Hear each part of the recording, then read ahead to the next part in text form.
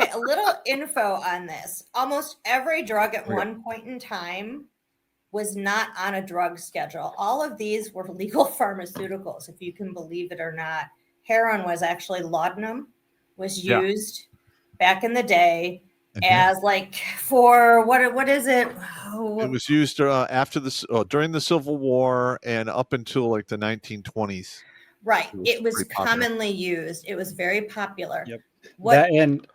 Correct me if I'm wrong, but wasn't heroin used to wean people off of cocaine or vice versa? No, cocaine was used to wean people off heroin. Cocaine was used to wean people off of heroin, but now they have a whole different thing called morphine was created to wean people off of opium.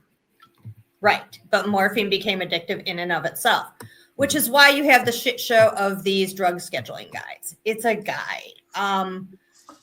And I will tell you, it's a shit show. Okay. Everybody in the right mind knows heroin is not a good thing. Okay. No. LSD, not a good thing because you might trip your balls off, but you also might jump out of a window because you think you're invincible. Ecstasy, same thing. That's synthesized MDMA. I don't even know like the chemical composition is just not good. Peyote, I'm not familiar with peyote. I remember it was used by the Indians and stuff. It's a cactus that you eat, and it gives you visions. Okay, this is a true story. We had a girl at DLI when I went there in '95 who was Navajo, and she was literally a Navajo tribal princess who was allowed to go back to her tribe lands in the middle of training for 3 weeks and allowed to trip peyote for the rituals there and came back and pissed hot. And they're like, it's peyote. She's a Navajo princess. Leave her alone.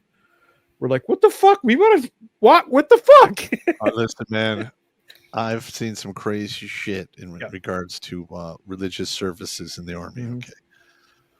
But all right, let's continue on with the schedule. Here's the thing. The reason why I think they're not taking marijuana off a schedule, and this is just a guess. This is just a guess. When it was grown in the backyard by Jose in the United States, it was a whole different ball game than the stuff that they're doing today, which in some of the states is quote unquote legal.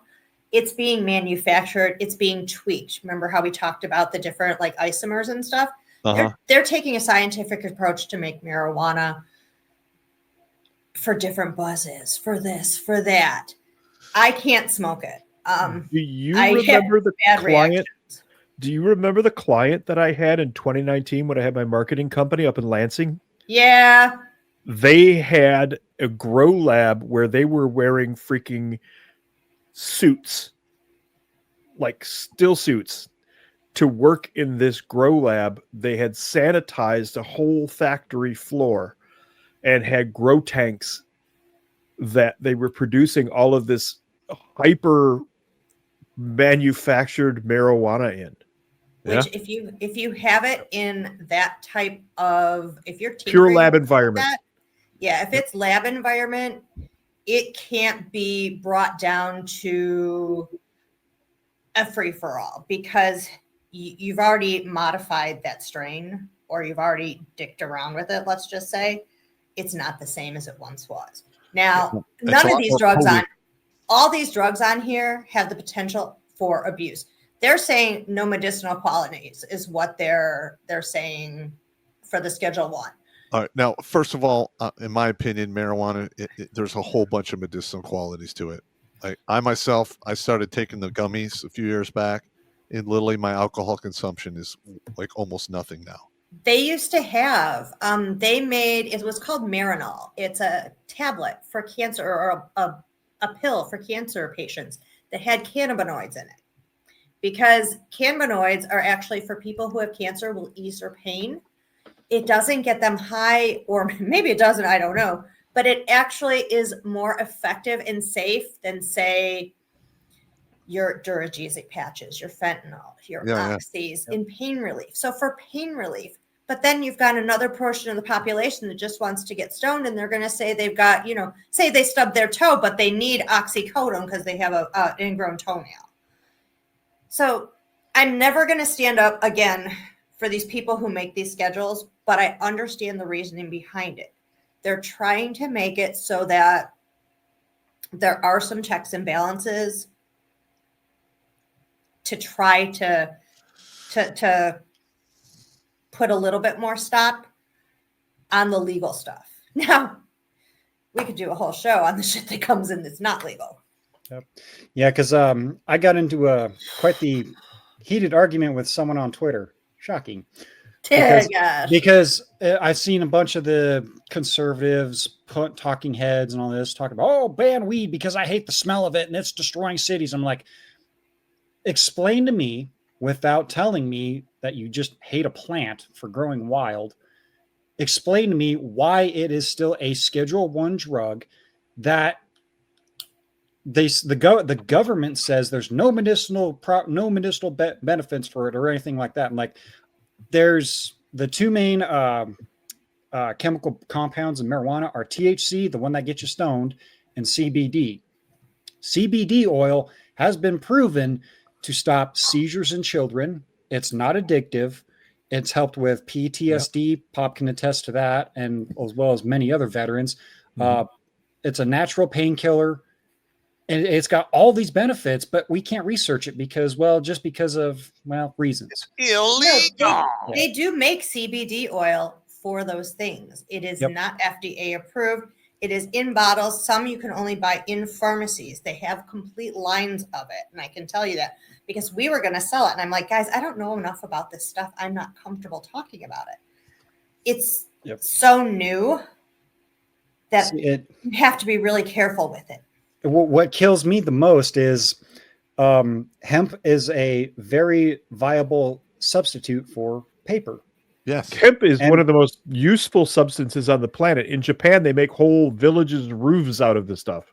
Yeah, during the 1800s, before we went to steamships and we're using sail, all of the ropes was hemp. Mm-hmm. The sails were made from hemp. Yep. I mean, we used hemp all the time. Our founding documents are printed on hemp paper. Correct. Jimmy. Sorry. I was going to say, I'm sorry, but the scheduling of marijuana in number 1 is completely null and void when our founding documents are printed on hemp paper. Yeah, I can't argue with that. That's just my opinion. You know, it also could be for tax purposes because they're taxing the shit out of all this legal marijuana now. That's it. They couldn't figure out how to make money out of it. If they take it off of there, they're going to lose so much in tax dollars and in revenue for the states that they made it legal. If they move it down to Schedule 3, they could still tax it. But the price is going to go down if they move it down to schedule. If they keep it up, and that's a federal schedule. That's not a state. That's it's all about how much money they can make off of it, dude. Yep. The DEA still has legal recourse to come in and raid your quote unquote legal smoke shop in a state that allowed marijuana to be legalized. Right. And honestly, personally, I can't stand the smell of it. I can't. It makes me nauseous. Like it physically will make me nauseous. Mm-hmm. But yet I understand that some people need it medically because say you've got like Parkinson's disease and your carbidopa isn't working and the weed takes the edge off and lets you sleep. You need that sleep to restore and to rest, to get to heal as much as you possibly can with that disease. Yes. Our friend Michelle, she's got really bad rheumatoid arthritis in her hands. Marijuana is the only thing that keeps her from being in constant pain. D. Yeah. D, also another one of our friends. MS. She has MS, and she smokes it because it helps her with the pain, or it helps her not to lock up. And well, I'll tell you this: like the first time, like I was totally against it, and after I retired in 18, people were like, you need to start taking some medical marijuana. I'm like, nah, I'm not doing it because all that time in the army, I didn't. I mean, I'll piss hot, and finally, like I think it was a couple years back, the guy gave me some gummies. And I'm like, all right, I took a gummy. Mm-hmm. Yeah, I waited like 40 minutes. It's not really taking effect. So I take another one. Oh, no. Third one. Oh, no. Never, ever have I used Mary Jane, do you wanna? And I got up and like wandered around the house like in this paranoid fit. Like, oh, God, I'm sweating. I'm like, should I call an ambulance? You took 3. If I was fucked up bad.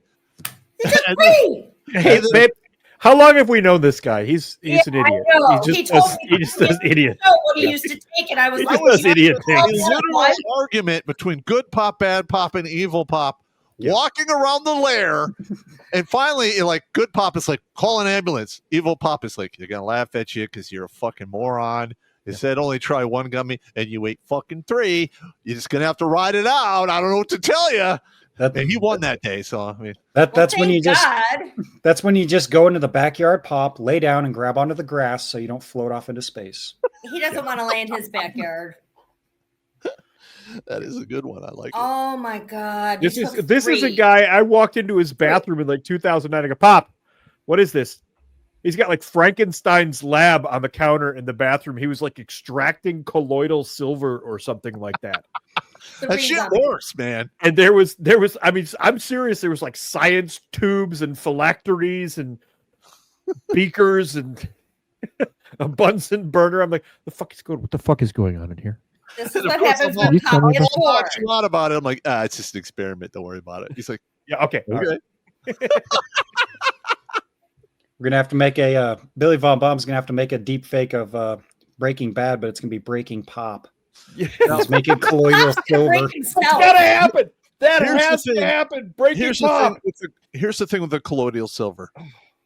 When I went to Iraq and I came back, I literally had like the shits for like a year and a half. You were full of toxins. That whole place is full of toxins. I went to the doctor and I tried everything. Mm-hmm. And finally, I was reading an article about colloidal silver and how it like kills all kinds of microbes. And I'm like, I might just have to reset my gut flora.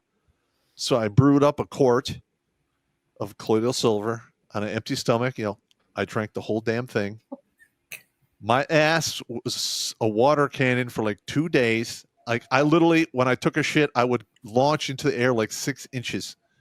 I was dehydrated. I had to pound all this water to keep up with it. And then at the end, when I had shit no more, I took some probiotic stuff. That's going to make you shit more. Well, the thing is, he had to rebuild his gut flora. Yeah, I totally reset everything, and the shits went away. Wow. It worked. I used to bitch when you'd come and use our bathroom. It's bad.